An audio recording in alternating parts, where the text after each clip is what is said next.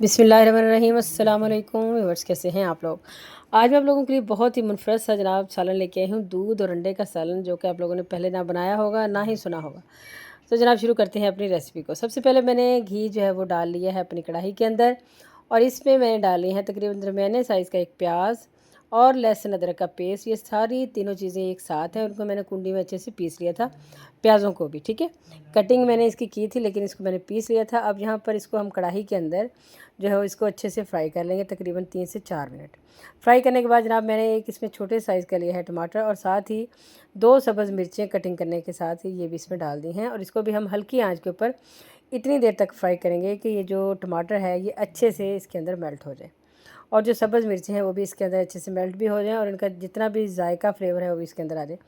अच्छा, यहाँ पर आप लोग देख रहे हैं ये मेरे पास है खुश्क धनिया। ये मैं इसको पीस के नहीं डाल रही, सिर्फ हाथ की मदद से हल्का सा क्रश कर रही हूँ, और वो मैं इसमें डाल रही हूँ क्योंकि इस सालन के अंदर इस तरीके से जब खुश्क धनिया मुंह में आता है तो वो बहुत ही टेस्टी और बहुत ही मज़े का लगता है। तो ठीक है, ये थोड़ा सा आधा चम्मच जो है वो मैंने इस तरीके से हाथों से क्रश करके इसके अंदर डाल दिया।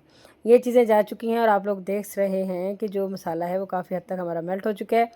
जो टमाटर थे वो भी अच्छे से घुल मिल चुके हैं। अब इस टाइम पे आके हम इसमें कुछ स्पाइस ऐड कर देंगे। स्पाइसेस में जनाब मैंने आधा चम्मच नमक का डाल दिया है, आधा चम्मच ही सुरख मिर्च का डाला है, और आधे से कम डाला है मैंने हल्दी का, ठीक है। क्योंकि ये जो दूध का सालन होता है इसमें सब सुरख मिर्च बहुत कम इस्तेमाल करनी चाहिए। जो बाकी सब्ज़ मिर्च है वो आप नॉर्मल सी डाल लें, तो उससे इसका टेस्ट जो है वो बहुत ही अच्छा आता है। अच्छा, सुनने में आप लोगों को अजीब लग रहा होगा कि दूध का सालन कैसे, लेकिन जब आप लोग इसे बनाएंगे, इसे ट्राई करेंगे, तो आप लोगों को इंशाल्लाह इसका बहुत ही मज़ा आएगा। और अगर आप इसकी अफादियत से कोई भी इनकार नहीं कर सकता, क्योंकि दूध की जो अफादियत है उससे बंदा कोई भी इनकारी नहीं है।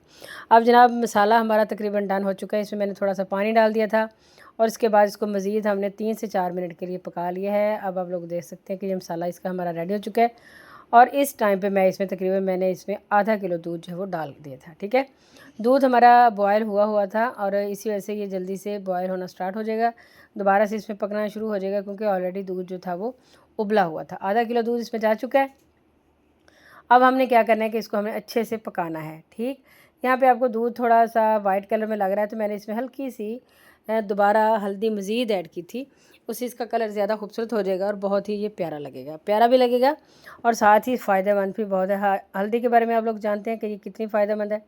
तो अब इस टाइम पे आके मैंने थोड़ा सा इसमें जो चीज़ जो आप लोगों को नज़र आ रही है मेरे पास ज़ीरा और काली मिर्चें, ये तकरीबन दोनों आधा चम्मच के बराबर हैं, दोनों की मिकदार। ये पिसी हुई ये हम इसमें डाल देंगे। अब इसको हम पकाएंगे।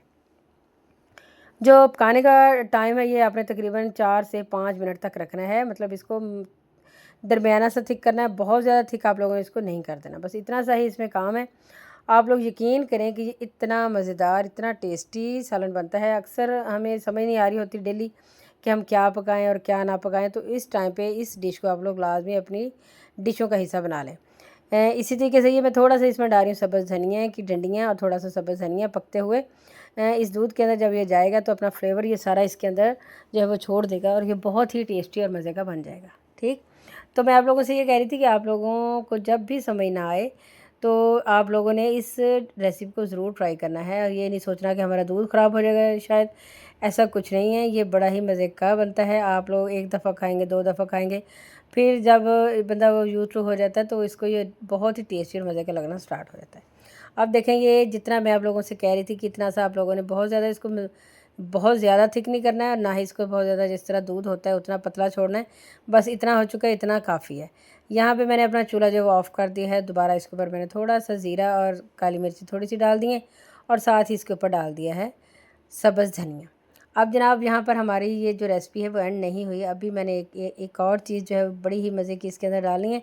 उससे यकीन करें कि ये जो है वो इसका जायका भी, इसका टेस्ट भी, और इसकी जो शक्ल है वो और ज़्यादा आप लोगों को प्यारी लगेगी, और खाने में भी आप लोगों को इसका बहुत मज़ा आएगा।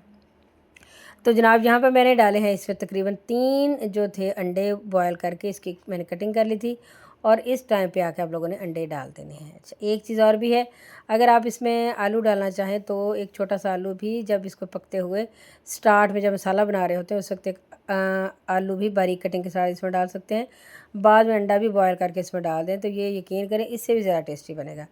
देखें जी, ये हो चुकी है हमारी रेसिपी, दूध और अंडे का सालन रेडी जनाब। बहुत मज़े का, बहुत कमाल का बना है। अगर आप लोगों को हमारी रेसिपी पसंद आई है तो लाइक, शेयर और सब्सक्राइब करें। इंशाल्लाह फिर मिलेंगे, तब तक के लिए हमें दीजिए इजाज़त। अल्लाह हाफ़िज़।